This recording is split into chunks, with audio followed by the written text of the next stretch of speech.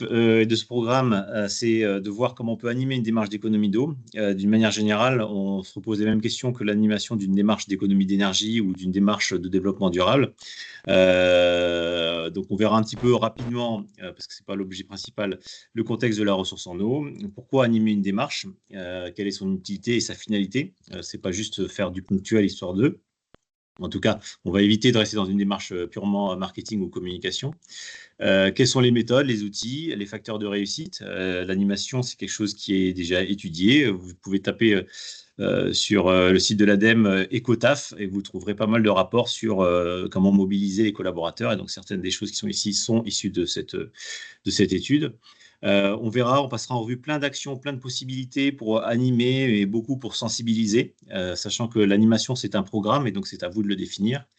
Et voir derrière, à la fin, comment on maintiendra l'engagement et on valorisera vos résultats, ce qui est indispensable dans une cadre d'une démarche d'économie d'eau.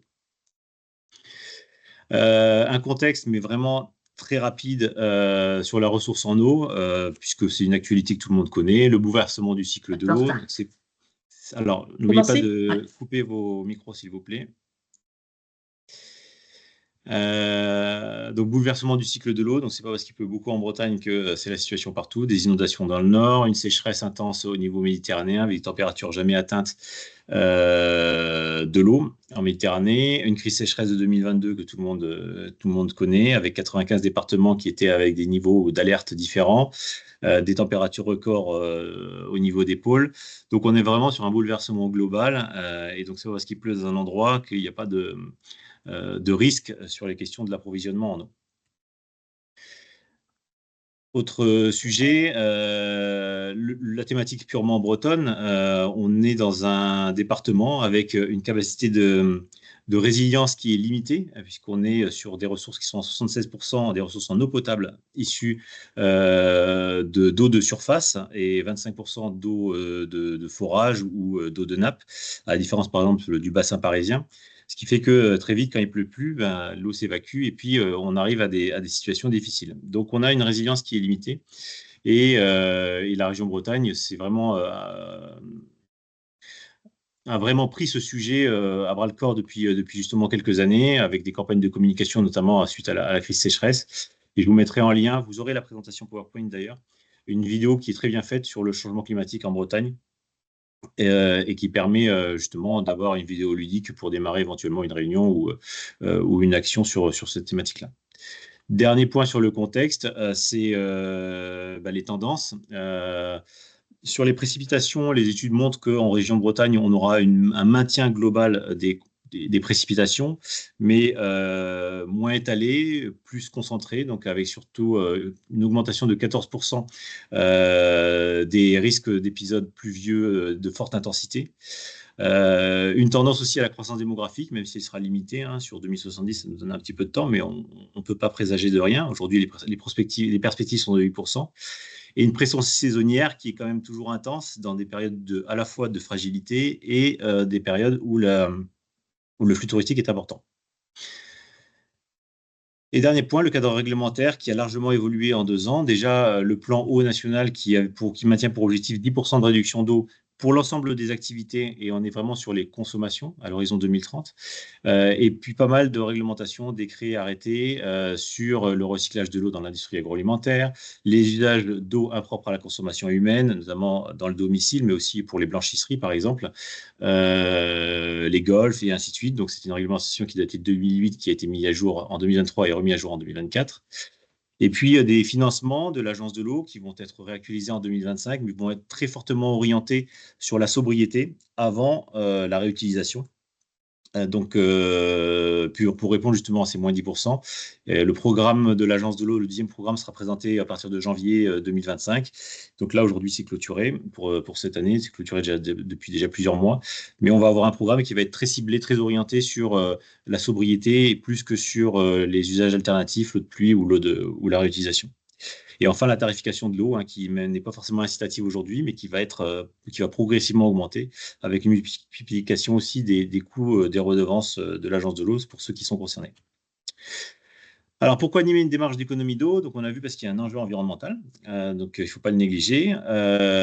Et donc, tous ces enjeux environnementaux, la perte de biodiversité, la dégradation des sols, la pollution des eaux, le changement climatique, sont autant de leviers pour animer et pour aborder le sujet de l'eau en entreprise, mais ne pas se limiter forcément au sujet de l'eau au sens propre, c'est-à-dire les usages de l'activité, les clients dans le tourisme, dans les douches par exemple, ou le nettoyage en site industriel.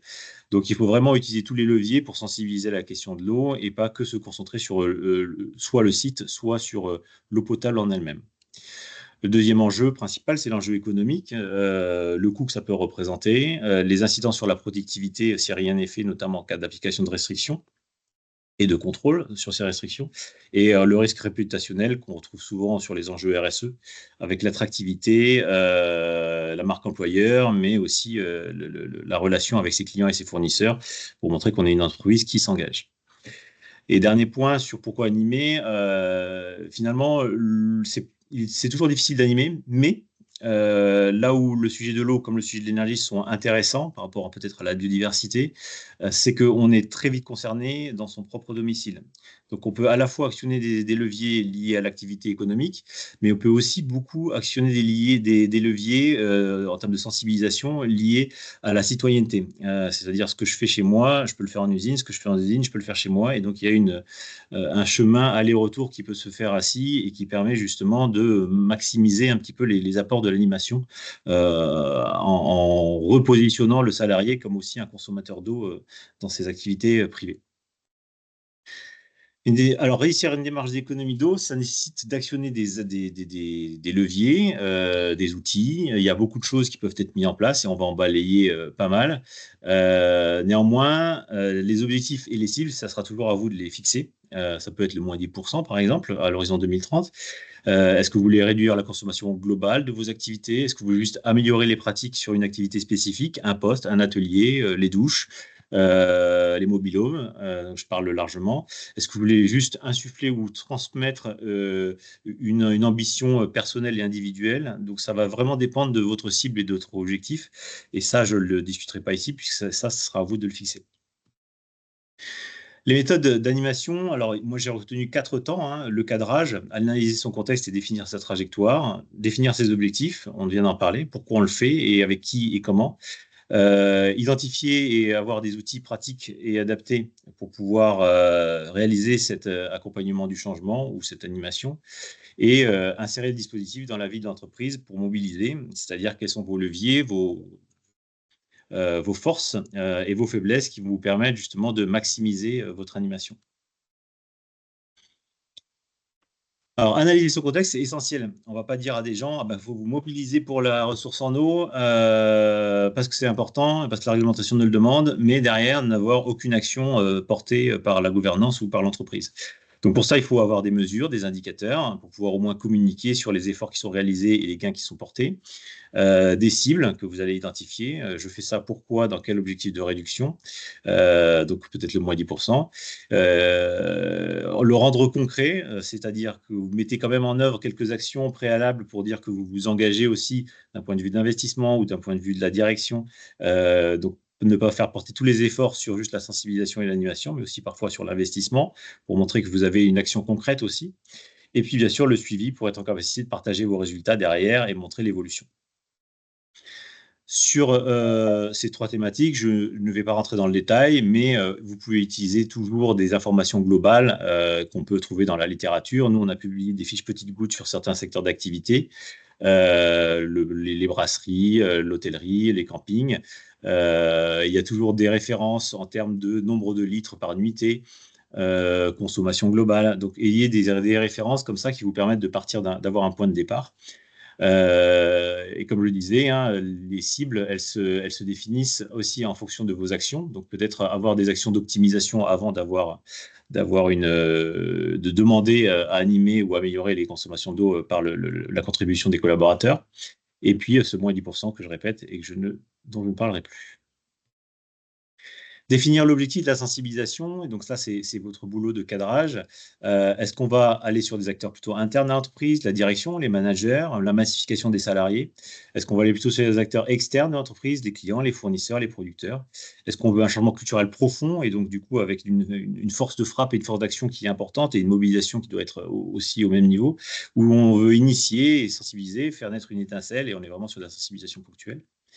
La durée de l'action et bien sûr, est-ce que je veux construire un réseau, du coup, imprégner dans mon entreprise l'action ou je veux faire une action collective globale, mais sans relais forcément, par exemple, comme on peut le faire via des plateformes digitales.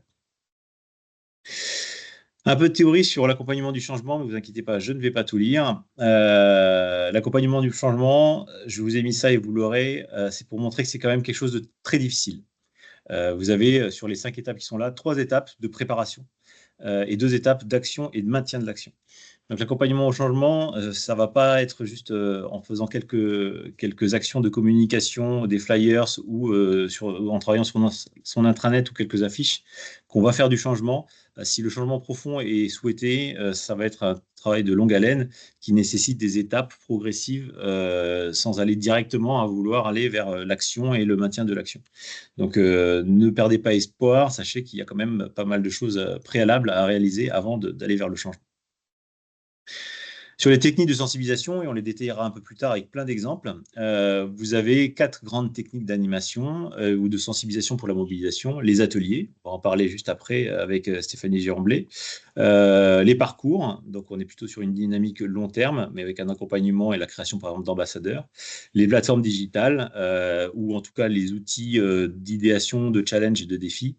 Et le réseau pour créer vraiment, on va dire, des activismes, mais au bon sens du terme. Sans oublier tous les outils de communication et de sensibilisation qui vont permettre d'alimenter ces différentes formes de techniques de sensibilisation au regard des stratégies que vous voulez mettre en place.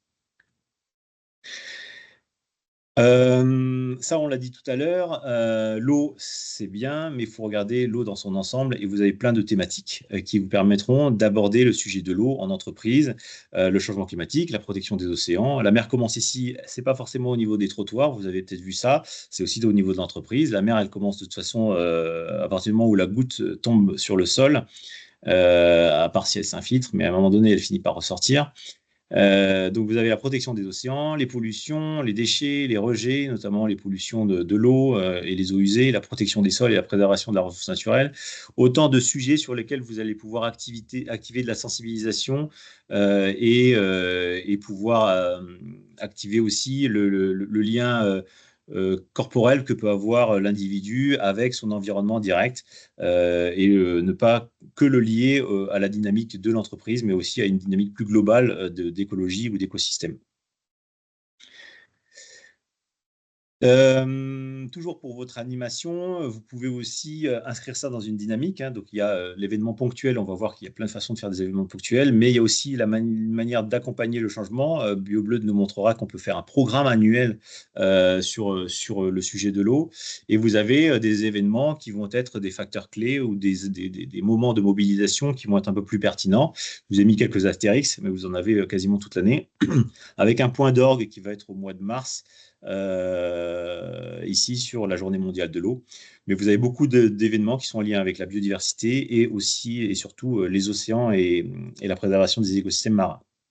Donc, utilisez ces dates-là, ces dates clés en fonction de votre environnement, de votre chaîne de valeur pour pouvoir, si vous êtes dans le tourisme avec le milieu maritime, il y a beaucoup de choses à faire, par exemple.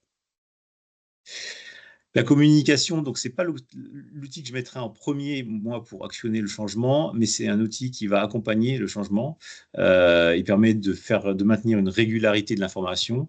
Il permet d'ouvrir les canaux. On a des intranets, on va avoir des affiches posées dans les lavabos ou dans les toilettes. On va avoir des mailings. On peut aussi penser à accompagner avec les fiches de paie des documents. Dans beaucoup d'entreprises, où on a par exemple des ouvriers qui n'ont pas de boîte mail pro ou qui n'ont pas accès à Internet au niveau du travail, ben, il n'y a pas 10 000, à part les affiches au niveau des salles ou des réfectoires, il n'y a pas grand-chose. Donc, on peut aussi accompagner avec les fiches de paie une sensibilisation, par exemple, pour massifier la communication. Donc, vous avez pas mal de canaux de diffusion, les vôtres, identifiez-les et utilisez-les, et des contenus pour pouvoir les alimenter. Et dernière étape, avant de rentrer un peu dans les exemples, c'est l'insertion des dispositifs de mobilisation. Massifier, malheureusement, on a beau envoyer tous les mails qu'on veut, s'ils ne sont pas ouverts, personne ne les regardera, et si personne ne les regarde, on ne massifiera pas. Donc, il faut trouver vos leviers, les acteurs clés, comment va émerger l'idée et comment elle va être influée, comment elle va influer dans l'entreprise, via des responsables, via des salariés engagés, donc encore faut-il les identifier. Donc l'objectif, c'est de trouver vos activistes au niveau du management, vos activistes au niveau de n'importe quel collaborateur, qui vont être votre levier d'action et de dispersion de l'information et de la sensibilisation. Et enfin, les autres leviers, c'est l'idéation, hein, tout ce qui va être initiative collective qu'il faut supporter et accompagner pour pouvoir justement montrer que vous êtes à l'écoute des idées, du terrain et des propositions. Et bien derrière, il faut les mettre en place aussi. La mobilisation, elle a des piliers. Une étude a été réalisée sur justement les systèmes d'acteurs qui influent sur la diffusion de la mobilisation. Malheureusement, le responsable RSE ou le responsable environnement, généralement, c'est lui qui a l'idée, mais ce n'est pas forcément lui qui influe le plus. Il va devoir trouver des supports et des alliances. Généralement, les entreprises, alors en fonction de leur taille, bien sûr, hein, vous n'êtes pas tous dans ce type de structure, mais les ressources humaines, la communication et la formation sont des acteurs d'accélération de la diffusion de la mobilisation. Le management intermédiaire est souvent justement plus un frein qu'une source de mobilisation forte. Et bien sûr, l'appui du dirigeant de l'entreprise qui est un facteur de succès. Si l'ambition n'est pas portée, elle n'ira pas très loin. Donc vous voyez, on a vu pas mal de facteurs de réussite, la taille géographique, en fonction de la dimension, la massification, le type d'engagement, est-ce qu'on veut utiliser, quels sont les outils, quels sont les relais qu'on va utiliser pour pouvoir engager notre démarche, la vision, quelle est la pérennité du programme, est-ce qu'on est sur du ponctuel ou est-ce qu'on est sur du long terme avec une ambition de réduction qui est chiffrée et une cible, et la reconnaissance, c'est-à-dire toutes les idées sont bonnes à prendre, il faut reconnaître les bonnes idées, donc c'est les challenges, les défis, les trophées, tout ce qui va permettre justement de montrer que l'action réalisée a une portée significative. Maintenant, passons aux actions, et c'est là où je vais je vais passer la parole à Stéphanie. Juste une petite slide en introduction sur les actions. On en a ciblé 4 tout à l'heure, je vais en traiter essentiellement 3. La première, c'est celle que nous allons voir tout de suite, c'est les ateliers collaboratifs, permettent de former, d'informer, de mobiliser. Ils sont souvent attractifs, ça permet l'échange, donc en petits groupes, donc du coup de gens qui ne se rencontrent pas forcément, et la création du lien. Vous avez des facteurs de réussite et des leviers qui sont importants, notamment sur la prise en compte des engagements de chacun et l'adoption des nouveaux comportements. Donc, il faut pouvoir identifier à l'issue de ces ateliers les actions que souhaiteraient porter les collaborateurs pour pouvoir derrière continuer à construire l'animation. Ils permettent de la convivialité. Donc, effectivement, une bonne action, une bonne sensibilisation, c'est quelque chose qui est généralement collectif plutôt qu'individuel, et c'est comme ça qu'on crée l'engagement. Par contre, ils ont un coût, ça nécessite de libérer du temps de travail. Alors parfois on le fait à cheval sur l'heure du repas, par exemple. C'est limité souvent, on limite souvent pour des questions au management ou au cadre intermédiaire. Et très souvent, il représente une action ponctuelle, donc à réfléchir pour que ce ne soit qu'une initiation de l'accompagnement plutôt qu'une une fin en soi. Les parcours, je n'en parlerai pas beaucoup, mais on va le voir notamment avec BioBlood. L'atelier collaboratif, c'est un événement. Le parcours, c'est comment accompagner dans la globalité l'entreprise ou certains acteurs dans le changement, et notamment par la formation. Donc là, on va intégrer les questions de formation de certains collaborateurs, donc ceux dont on a parlé, hein, vos ambassadeurs, pour pouvoir justement les missionner et derrière déployer la sensibilisation ou l'accompagnement. Donc le parcours, c'est quand même quelque chose d'essentiel et de ciblé pour pouvoir vraiment prolonger l'animation et accompagner le changement. Je laisse la parole à Stéphanie qui va nous parler du coup des actions qu'elle mène via l'association Odyssée.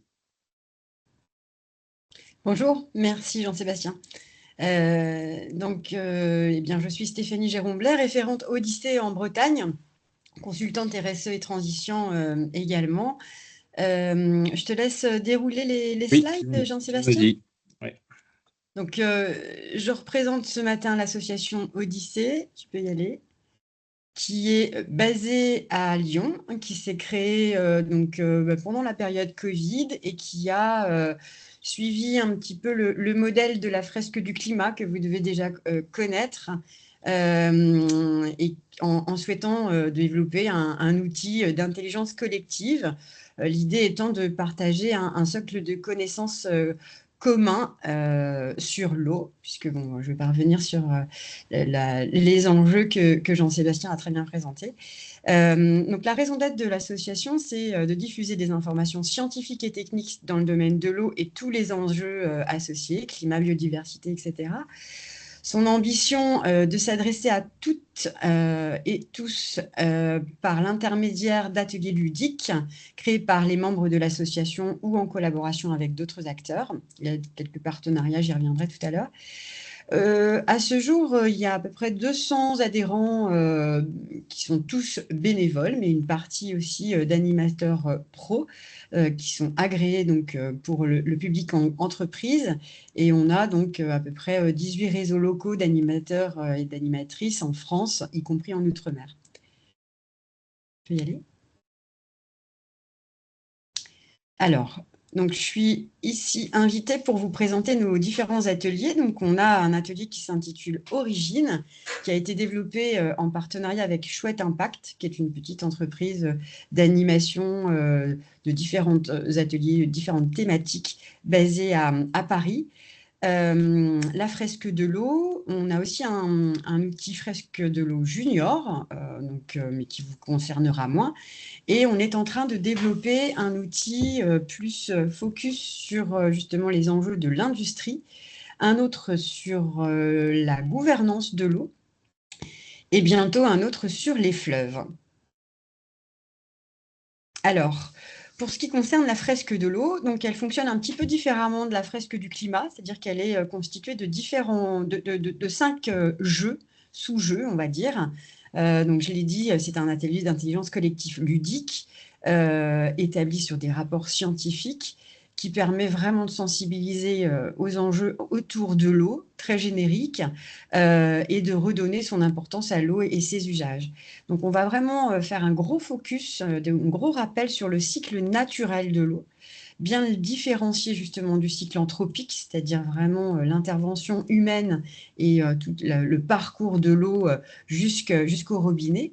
On va s'intéresser aussi aux impacts de l'humain sur l'eau, donc vraiment faire l'inventaire de nos activités humaines qui sont les plus consommatrices, on va dire.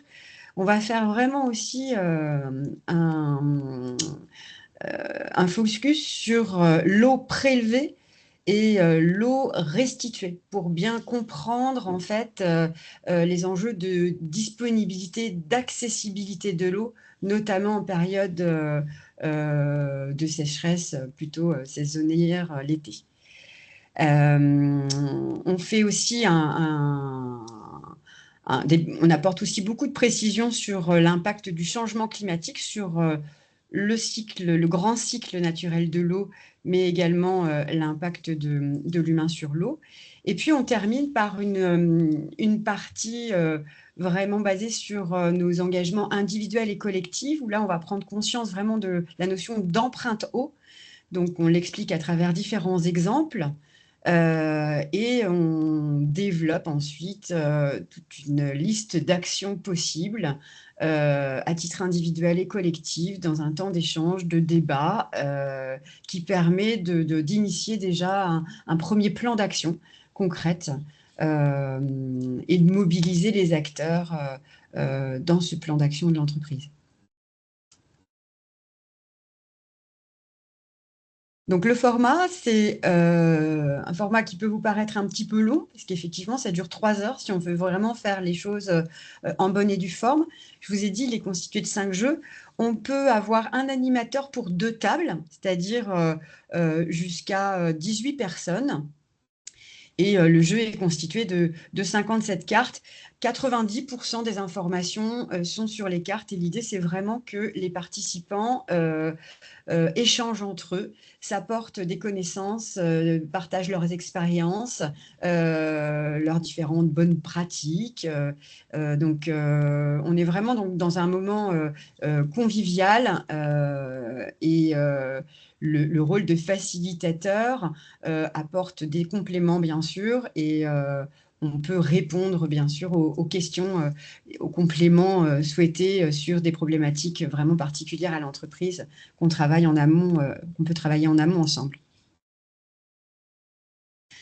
Alors, je vous présente aussi un jeu, donc je l'ai dit tout à l'heure, qui a été développé donc, avec Chouette Impact. Celui-ci est un petit peu plus court. Il peut durer de 1h à 1h30, utilisable aussi en format stand.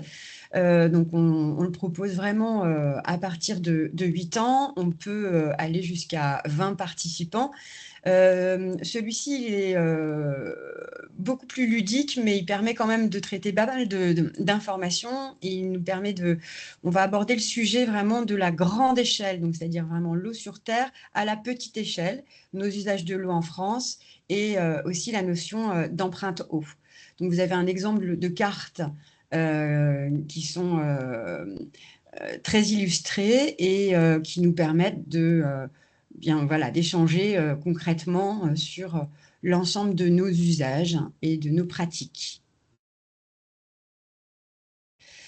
On a également des mini-jeux, des quiz, tout un tas de petites animations plus ponctuelles pour faire des focus. On a notamment 3 thématiques, l'un sur les sécheresses, l'autre sur l'eutrophisation et un autre sur vraiment nos usages, nos activités humaines.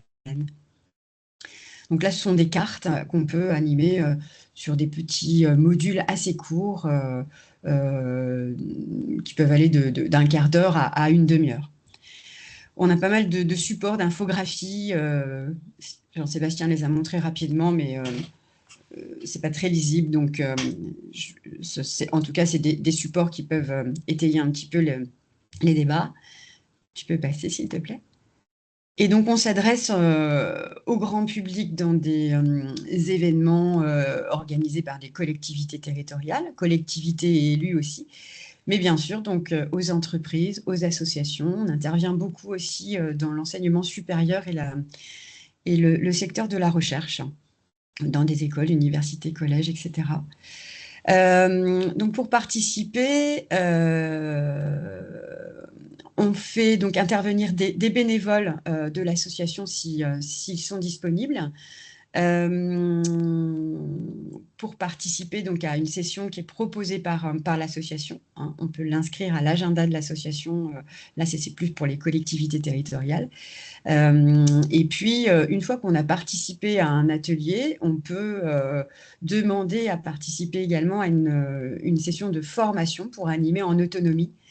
Contrairement aux autres fresques, pour la fresque de l'eau, il y a vraiment un suivi, un accompagnement. On ne lâche pas comme ça les animateurs parce que le sujet est quand même beaucoup plus complexe et suppose quand même une base de connaissances et d'expérience aussi d'animation. Donc, ça se fait très progressivement et on attend vraiment de pouvoir observer, de pouvoir pratiquer, co-animer, etc. avec au moins une dizaine d'ateliers avant de pouvoir exercer directement, surtout en entreprise. Donc, on a une carte d'animateurs professionnels qui est accessible sur le site d'Odyssée et que vous pourrez retrouver. Les partenariats, j'ai parlé tout à l'heure de Chouette Impact. On a aussi un partenariat avec Compte-Gouttes pour le jeu gouvernance qui est actuellement en développement et avec l'IAGF, donc les ateliers de la fresque des fleuves qui est aussi en cours de développement. Voilà. Il y avait une carte aussi également avec les implications, mais je ne sais pas, je ne la vois plus. On a une action en cours, notamment dans des grandes entreprises comme Lactalis, par exemple, qui a fait appel à Odyssée pour un déploiement. Pas mal de choses avec le groupe international parisien Artelia, qui intervient vraiment sur des thématiques d'implication vraiment sociétale. Et donc, bien, comme je vous le disais tout à l'heure, en fait, vous pouvez prendre contact directement avec l'association pour trouver un animateur. Et moi, je suis référente donc pour la partie Bretagne. Je suis également intervenante sur d'autres sujets, fresque du climat, fresque de l'économie circulaire, du numérique, bataille de la tech, bataille de l'IA, une de mes spécialisées, la tech. Voilà, donc je suis à votre disposition si vous avez des questions et n'hésitez pas à revenir vers moi ensuite. Merci Stéphanie. Donc tes coordonnées sont là et donc elles seront diffusées avec la présentation. C'est bon dans le timing? C'est parfait. Bon, Maintenant, j'ai le plaisir de vous faire un florilège de tout qui peut être à votre disposition pour animer le sujet de l'eau. Et vous verrez qu'il y a tout type d'actions possibles. Et donc, j'en ai référencé quelques-unes. Et l'objectif, c'est que vous ayez un petit peu de matière pour vous peut-être ouvrir vos idées sur comment animer ou comment sensibiliser. Déjà, la communication. Vous avez pas mal aujourd'hui de supports de communication sur les bons gestes ou les éco-gestes qui sont à diffuser, à afficher ou à envoyer. Sur le sujet de l'eau qui se prête parfaitement à la sensibilisation sur l'usage personnel comme professionnel. Et donc, du coup, des affiches de ce type-là, vous en avez pas mal sur les éco-gestes. Vous allez avoir aussi des affiches un peu plus spécifiques, notamment dans le tourisme, qui a été développé par Tourisme en Bretagne, donc un peu plus ludique et que vous pouvez alors vous pouvez les acheter celles-là, mais vous pouvez aussi créer les vôtres avec vos propres logos. Ça nécessite un peu plus de temps et de développement. J'économise l'eau même quand je me la coule douce, des empreintes au niveau des robinets, des petits cahiers d'éco-défis distribués aux clients. Donc vous avez pas mal de choses qui peuvent être faites pour justement afficher les éco-gestes et puis essayer de sensibiliser, mais sans culpabiliser. Là, vous avez une campagne qui est faite par le ministère de l'économie pour Bercy. Donc, c'est leur propre campagne, hein. J'utilise ma propre gourde plutôt que des gobelets jetables. Donc, vous avez encore une fois des outils de communication qui sont toujours à votre disposition. Et sur Internet, il y en a pas mal. Vous pouvez aussi, et ça fait partie du démarrage de l'action de sensibilisation, faire votre baromètre de façon à suivre justement vos tendances sur un poste de travail, sur une saison, sur le nombre de nuits, la consommation d'eau par nuitée et afficher, un peu comme on fait avec du management visuel, la situation, de façon à ce qu'on ait une communication, c'est très souvent lacunaire, une communication sur la performance eau de l'entreprise ou d'un poste ou d'un atelier. Vous faites votre petit baromètre et puis voilà, le nombre de litres par nuitée, le nombre de litres par kilogramme, et vous allez dire, bah là, ça va pas, là, ça va bien, et puis peut-être justement définir un plan d'action derrière. Vous pouvez soutenir des projets. Donc, par exemple, j'ai échangé avec Eau et Rivière de Bretagne. Donc, vous pouvez faire un don à Eau et Rivière de Bretagne qui est défiscalisable. Et Eau et Rivière de Bretagne peut vous proposer pas mal d'actions. Donc, BioBleu en a par exemple profité pour pouvoir sortir un petit peu de votre précaré et aller vers des formations d'une demi-journée, des animations, des chantiers participatifs pour la construction d'une mare, la replantation d'une haie, la restructuration d'un cours d'eau. Donc, ils ont pas mal de projets comme ça en carte. Ils ont aussi on va le voir un tout petit peu plus loin, mais des portfolios d'exposition pour pouvoir justement exposer dans vos bâtiments ou dans vos entreprises sur le sujet de l'eau. Sachez aussi qu'il y a actuellement un appel à projet commune engagée pour l'eau. Donc, c'est très orienté sur les communes, hein, donc on n'est pas sur les EPCI. Mais si votre commune s'engage ou si elle est engagée, je vais vous donner la liste des communes engagées à ce stade, ça peut permettre aussi de faire un lien. Donc, c'est à partir du moment où vous savez que votre commune est engagée, vous allez les voir et vous dites, bon, bah, je sais que tu as un engagement, j'aimerais voir comment on pourrait travailler sur le sujet et comment moi je pourrais m'intégrer dans cet engagement.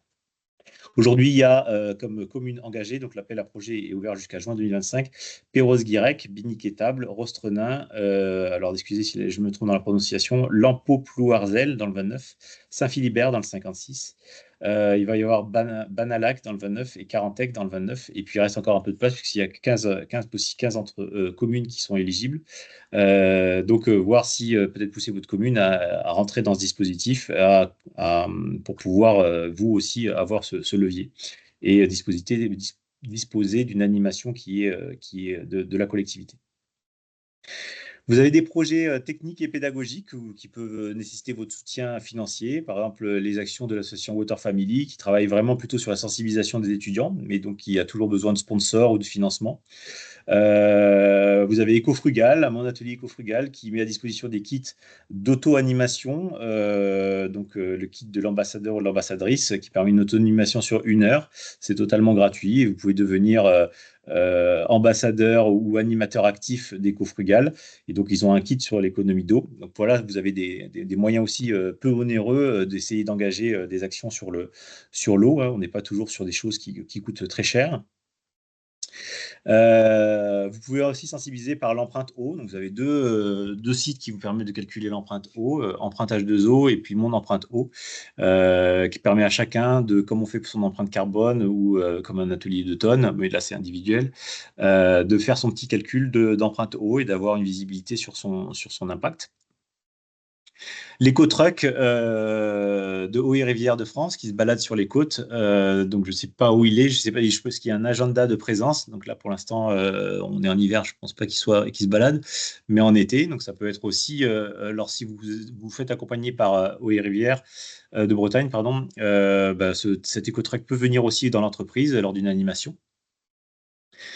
La mise en place de questionnaires, donc vous voyez, je balaye très large, hein. Finalement, le questionnaire, c'est quelque chose que je ferai même au début. Ça permet d'identifier les salariés sachants avec quelques questions en disant est-ce que vous êtes conscient des économies d'eau nécessaires? Est-ce que vous savez vos consommations à la maison? Donc, ceux qui sont un peu au courant, c'est déjà des gens qui sont inquiets ou alors qui en tout cas s'en préoccupent. Les questionner sur les usages de l'eau dans l'établissement. Quel est le poste le plus consommateur? Est-ce que vous savez quel est le poste le plus consommateur d'eau? Donc, c'est des questionnaires qui sont faciles à mettre en œuvre. Nous, on a à la CCI, et c'est en ligne, un autodiag ou un flash diag eau avec des questions que vous pourriez reprendre. Par exemple, connaissez-vous l'origine de l'eau utilisée par votre site? Ça peut être du fourrage, ça peut être de la réutilisation, ça peut être, voilà. Et donc, du coup, ça permet de voir un peu le niveau de connaissance des entreprises, des salariés. Ceux qui connaissent peuvent être des leviers et ceux qui ne connaissent pas, au moins, auront des informations complémentaires. Vous avez aussi des actions d'animation. Donc, Stéphanie en a parlé avec Chouette Impact. Donc, vous pouvez aller chercher des escape games, des jeux, des défis, des ateliers thématiques. Surfrider, par exemple, peut vous accompagner sur du ramassage de déchets, donc, ou de la sensibilisation à la pollution marine. Donc, vous avez des acteurs. Il faut toujours s'entourer de partenaires pour pouvoir actionner et pour sortir de l'entreprise lorsque c'est possible, bien sûr. Histoire d'animer une démarche qui n'est pas forcément que centrée sur l'entreprise. Vous avez des choses un peu plus anecdotiques, mais qui sont toujours intéressants, des sites des partenaires ou des acteurs de votre chaîne de valeur qui ont peut-être des démarches d'économie d'eau que vous pourriez aller voir, à visiter, ou des voisins, des entreprises voisines ou des acteurs voisins économiques qui ont des démarches peut-être structurées. On peut visiter une station de traitement ou d'assainissement, des sites naturels, aller avec un sous-marin du côté de, je crois, un peu après Perros, je ne sais plus où est-ce qu'il est, le SPLUJ, et faire une petite animation dans un sous-marin. Enfin, vous voyez, vous avez plein d'idées pour animer.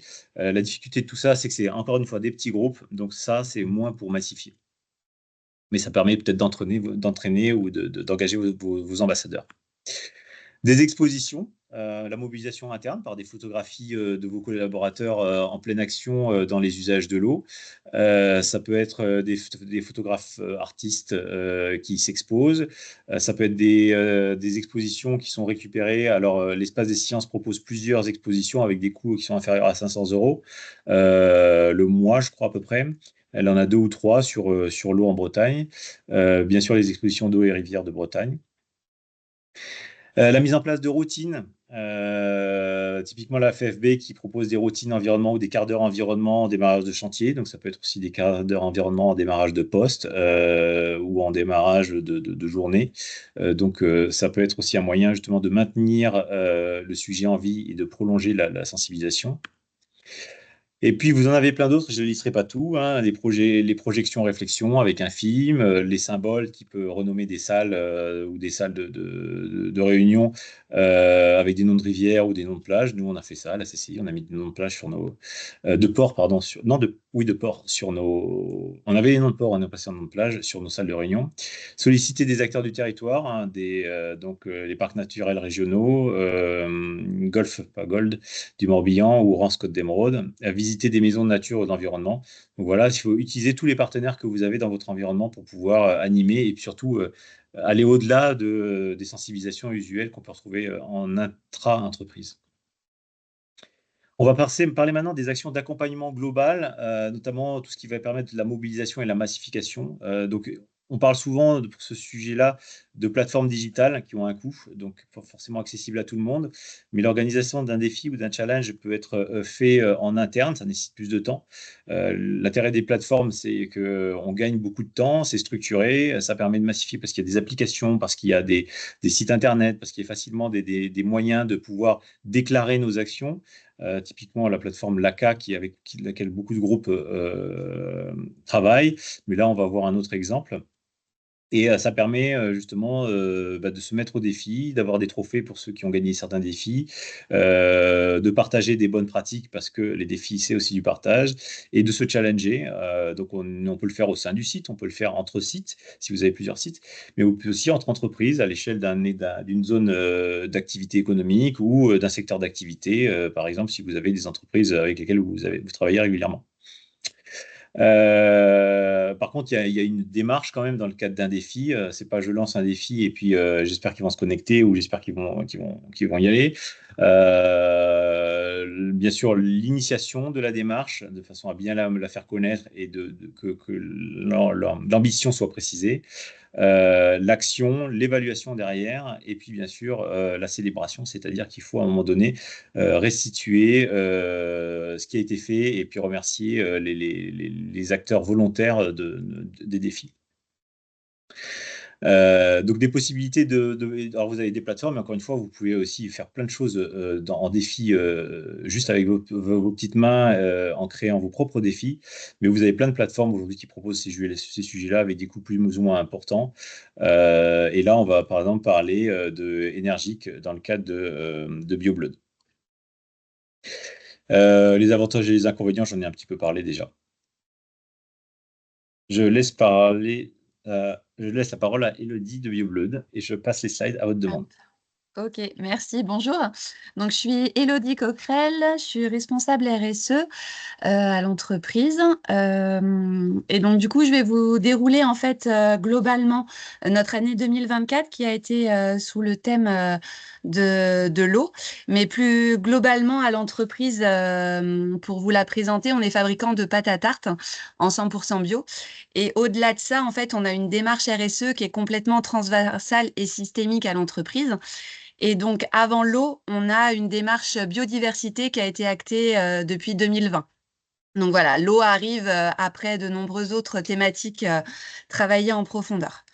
Du coup, on peut passer la slide, voilà. Donc, juste pour vous rappeler qui on est, donc on a un site de production qui est situé à Ploudaniel, donc dans une usine éco-conçue. Le bâtiment date de 2015. On est arrivé sur ce site-là. On a deux co-gérantes, donc Emmanuelle Youngblood et Vefa Zanki, qui sont à la tête de l'entreprise, et on est 35 salariés. Donc, on est une petite PME. C'est aussi pour vous poser le cadre que ce qui est possible de faire dans une PME. Donc, on fabrique des pâtes à tarte en 100% bio qui sont vendues au national. On est leader dans la distribution des pâtes à tarte dans le réseau bio sur toute la France. Et on commercialise également des crêpes et des galettes. Donc, on a un chiffre d'affaires de 9,3 millions. Donc voilà, donc nous, si on vous rappelle un peu l'usage de l'eau à l'entreprise, on est une entreprise du secteur agroalimentaire. On a deux usages, on va dire, de l'eau réellement. Donc, on a un usage de l'eau en tant que matière première qui rentre dans la composition de nos pâtes à tarte. Et on a l'eau que l'on utilise pour les phases de nettoyage de notre outil industriel. Et donc, quand on voit la répartition, on a 72% de la consommation de l'eau qui est utilisée pour les phases de lavage. Voilà, sachant que nous, la grosse part de lavage se fait en fin de semaine. On est parti aussi avec 6 sous-compteurs pour une politique de chasse aux fuites. Donc, on a vraiment une surveillance journalière et mensuelle ensuite des compteurs. Et à la première agrandissement de l'usine, donc 2015, elle a été construite. En 2019, on a une nouvelle extension de l'usine. Et à ce moment-là, on a intégré une récupération d'eau de pluie. Et donc, tous nos sanitaires, les chasses d'eau des sanitaires sont utilisés avec de l'eau de pluie. Voilà. Je vous ai fait les petits graphes sur l'usage de l'eau en entreprise. Donc, on a deux graphiques, un qui est sur des données brutes en mètres cubes. On a une diminution de l'usage de l'eau à l'entreprise en 2023. Et après, il y a une répartition en la tonne de pâtes fabriquées. Et on a eu une baisse de production, ce qui fait que ramené à la tonne de pâtes, on nettoie de toute façon, peu importe combien de quantité de pâtes on produit, on doit nettoyer les lignes en fin de semaine. Donc voilà. Donc tout l'enjeu chez nous, c'est d'être sobre dans nos manières de travailler et dans nos bonnes pratiques. Voilà, donc un peu le cadre dans lequel on est parti, sachant que les salariés étaient en amont sensibilisés, ont une grosse sensibilisation à la biodiversité, et donc l'eau rentrait aussi dans ce cycle-là. Donc voilà, donc je vais vous dérouler rapidement notre année. Alors oui, ça s'est un peu chevauché. Désolée pour la beauté du, du PowerPoint. Du coup, on a commencé, on va dire, l'année en mars, le 22 mars, qui coïncide avec la Journée mondiale de l'eau. On en a vu tout à l'heure avec les événements des ODD, hein, du développement durable. On est mécène de eau et rivière depuis de nombreuses années, hein, et la qualité de l'eau en Bretagne, c'est un de nos chevals de bataille.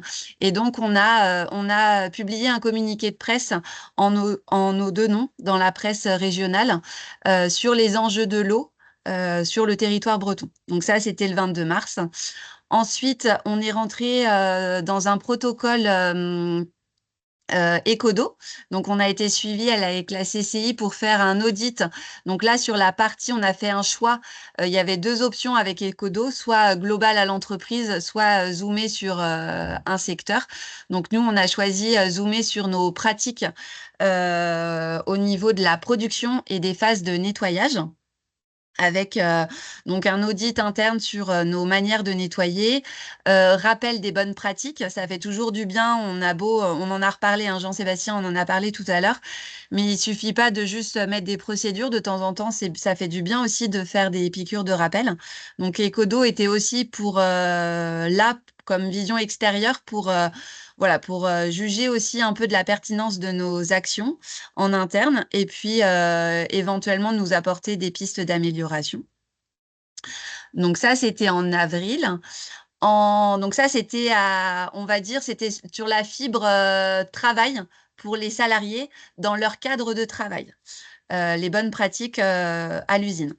En mai, on a participé au challenge, donc c'est une plateforme, au challenge, c'était JO, donc c'était en rapport avec les Jeux Olympiques, mais c'était le J et O, E-A-U, hein.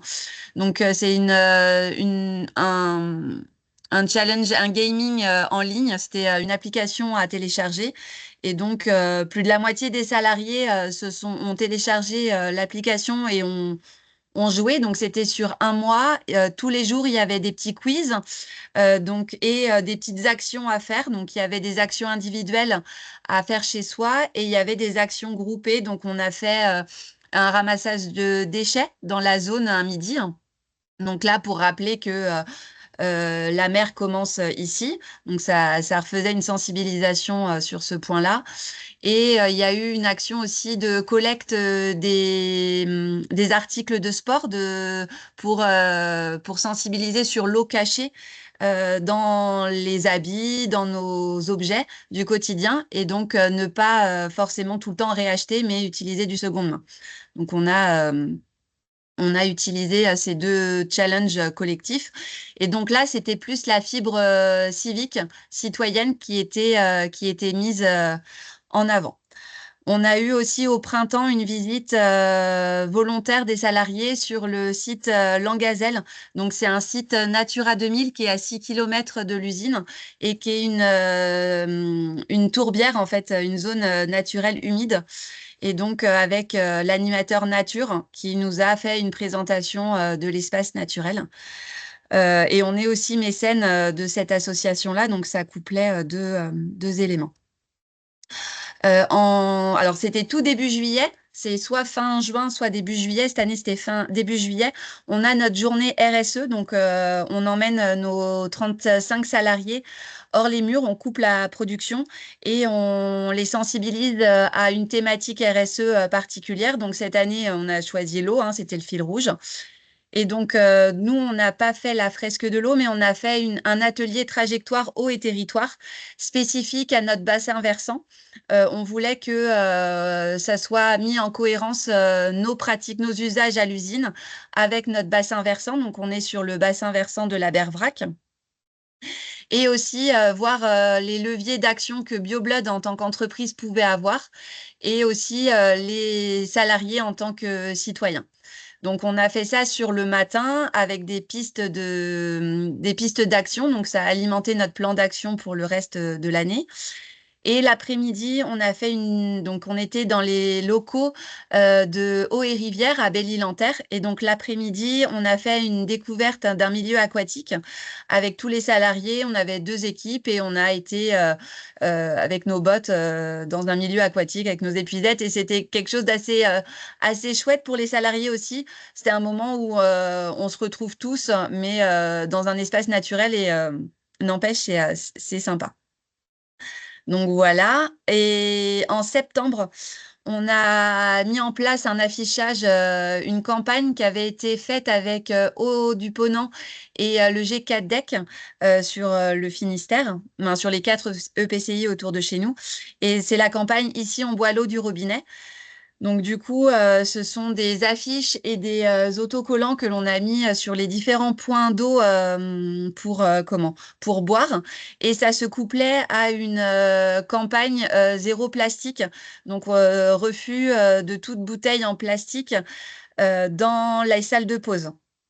Et on a également, alors ça fait plusieurs années, mais ça nous a permis de remettre en avant dans les outils de travail mis à disposition pour chaque salarié, on a une gourde en inox qui est offerte à chaque salarié comme outil de travail pour qu'il puisse boire tout au long de la journée. Voilà. Donc ça qui a été mis en place et remis à la sensibilisation sur l'eau en bouteille. Et en décembre, là, pour clôturer, on accueille un serious game sur les risques de rupture en eau dans l'industrie agroalimentaire. Donc, tout simplement, c'est 9 heures, tu arrives à l'usine et il y a une coupure d'eau. Le forage ou l'eau du secteur est coupée. Qu'est-ce qu'on fait pour faire tourner notre usine ? Voilà, donc là, ça sera le responsable d'exploitation, la responsable qualité et le responsable maintenance qui vont participer à ce Serious Game où on ouvre nos portes et c'est animé par l'atelier Tréol et c'est inter-entreprise. Donc, il y a d'autres entreprises qui peuvent venir s'inscrire à cette journée, à cette matinée. Voilà un peu, donc il y a différentes manières.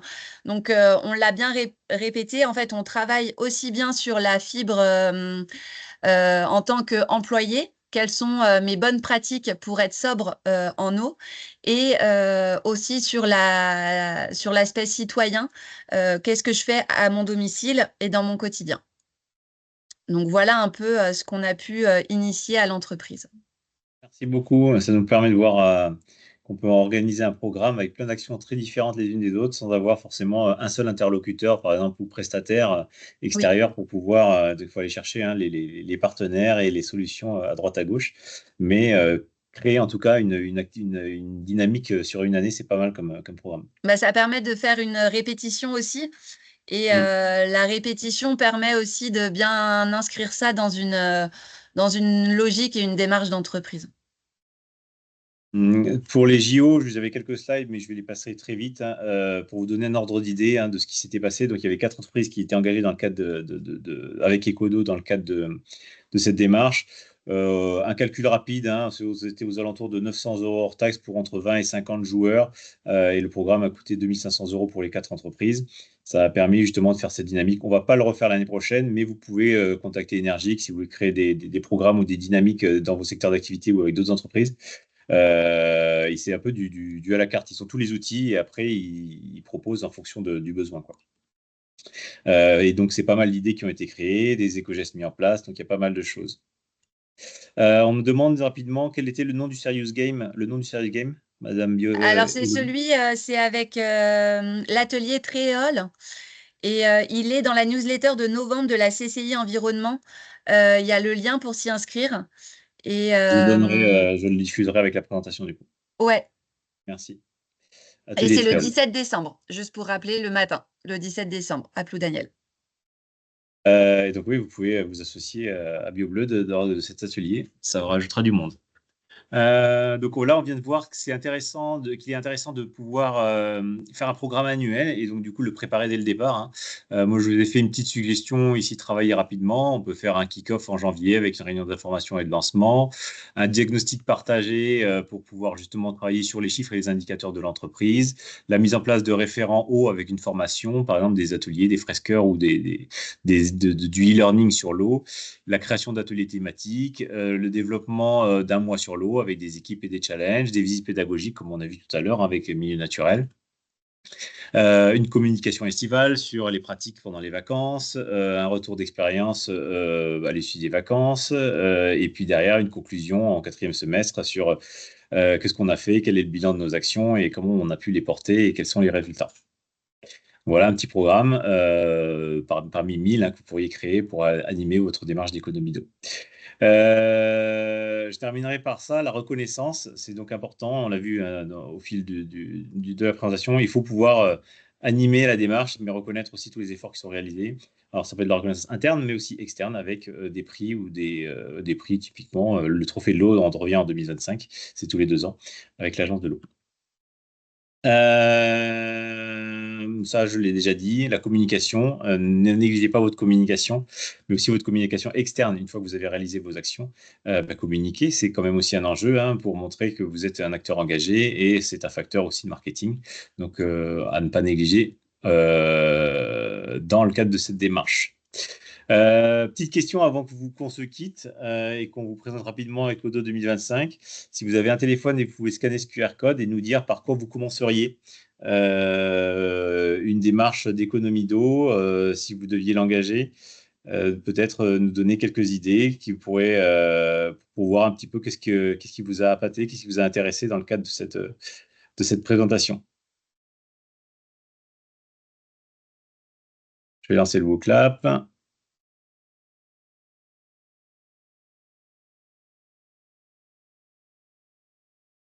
Alors, normalement, c'est bon, c'est lancé.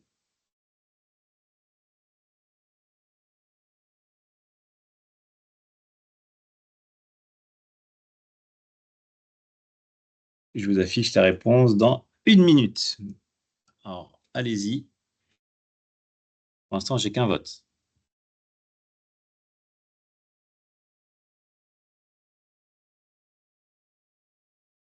J'espère que ça marche pour tout le monde.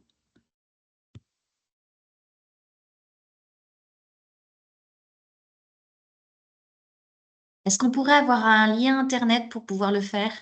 Oui, il faut taper wooclap.com et vous rentrez le code d'événement MKUXJG. Merci.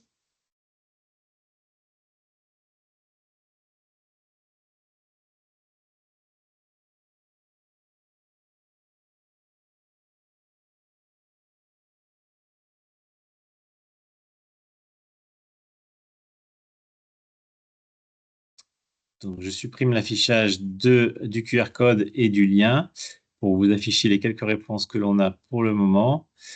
Audit de consommation, la fresque de l'eau, fuite, plan de comptage. Donc, on a quand même 3 sujets qui sont plutôt sur la phase de diagnostic, comptabilité eau, identification des fuites, audit de consommation. Donc, audit de consommation, n'hésitez pas à venir nous voir sur le programme Ecodo 2025.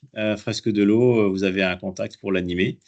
Je vous mettrai, si vous voulez continuer à voter, n'hésitez pas. Je vous mettrai le nuage de mots dans la présentation à l'issue de la présentation. Petite conclusion sur Ecodo 2025, de façon à, si les entreprises n'ont pas été... Alors, Ecodo, c'est ouvert à tout le monde, hein, les acteurs de la santé, les blanchisseries, les acteurs du tourisme, les acteurs industriels, donc on n'est pas que sur de l'industrie.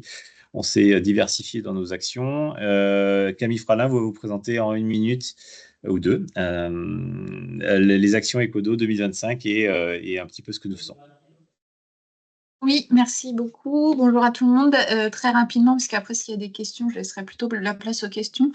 Donc, Ecodo, pour ceux qui ne connaissent pas, c'est un programme qui est sur toute la Bretagne, où l'idée, c'est d'accompagner les entreprises sur la réduction de leur consommation d'eau. Donc, c'est vrai qu'initialement, c'était plutôt le tourisme et l'industrie, mais pour 2025, on élargit à des entreprises qui sont simplement consommatrices d'eau et qui peuvent avoir des consommations assez importantes. Donc, ça existe depuis 2020. Il y en a plus. Là, on voit la carte des entreprises accompagnées. C'est un peu plus dense dans le Morbihan parce qu'effectivement, c'était un programme qui avait été lancé dans le Morbihan. Mais en tout, au niveau Bretagne, on est à 300 entreprises accompagnées et plus d'1 million de mètres cubes économisés. Tu peux passer, Jean-Sébastien. Et donc, sur 2025, il y a un appel à candidature qui est en cours, puisque en fait, Ecodo, on fonctionne avec un appel à candidature. Donc, il faut bien s'inscrire si vous êtes intéressé. Et en fait, après, il y a une sélection des entreprises qui se fait par département avec les partenaires en fait, du programme. Cette année, on propose 3 types d'accompagnement. Donc, comme Élodie le disait tout à l'heure, chez BioBleu, ils avaient pris l'accompagnement spécifique. Donc, c'est vraiment un accompagnement spécifique sur un sujet particulier ou un projet que l'entreprise souhaite développer. Donc ça, on continue ça. On continue bien sûr le pré-diagnostic global. Si une entreprise ne sait pas trop par où commencer et elle souhaite, comme on l'a vu tout à l'heure, connaître ses consommations, mettre en place du comptage, des choses comme ça, on peut regarder donc le vent en entreprise et on regarde ensemble quelles sont les actions à mettre en place. En priorité. Et puis, on lance un nouveau format d'accompagnement qui est l'atelier collectif. Où là, c'est vraiment l'idée, c'est à travers 4 ateliers. Donc, l'entreprise, elle s'inscrit et elle pourra participer à 4 ateliers d'une demi-journée dans l'année pour échanger avec d'autres entreprises, construire son plan d'action, réaliser des visites, par exemple, de stations d'épuration, voilà, être en lien aussi avec le territoire. Donc voilà, donc n'hésitez pas, là il y a le lien si ça vous intéresse de participer à Ecodo pour 2025. C'est un programme qui est financé, hein, donc on a des financeurs comme l'Agence de l'eau, la région, des financeurs locaux comme des EPCI, et il y a un petit reste à charge qui va dépendre de la taille de l'entreprise. C'est entre, je sais plus, c'est 60 ou 80 et C'est entre 180 60 et 180 € la journée, ouais. journée d'accompagnement. Est-ce que vous avez des questions, puisque c'était notre dernière slide? Donc le programme, enfin tout ce qui a été présenté vous sera transmis. Vous aurez nos coordonnées, n'hésitez pas à nous solliciter si vous avez des questions. Et puis on peut ouvrir les micros si vous avez des questions, allez-y, n'hésitez pas. Et si tout est clair, et si ça vous a donné des idées, tant mieux. Juste pour préciser, du coup, le webinaire sera mis en ligne sur YouTube, sur le site de Bretagne Compétitivité. Donc, vous pourrez aussi revoir tout le webinaire. Et puis, on diffuse, on vous envoie à tous la présentation, en tous les cas. J'espère que ça vous a donné des idées et une manière d'organiser votre programme de sensibilisation, mais surtout d'animation de la démarche d'économie d'eau. Et on reste à votre disposition. Je ne vois pas de questions. J'ai un petit souci d'ordinateur. Est-ce que vous m'entendez? Oui. Ouais. J'ai perdu ma caméra, ça a planté entre-temps. Désolée. Eh ben, je vous remercie. Donc, ça conclut le webinaire. Je vous dis à bientôt et puis n'hésitez pas, on vous enverra tout ça d'ici la fin de journée ou demain. Merci à tous. Au revoir. Au revoir. Merci pour beaucoup. l'invitation. Bonne journée. À bientôt. Au revoir. Merci. Au revoir.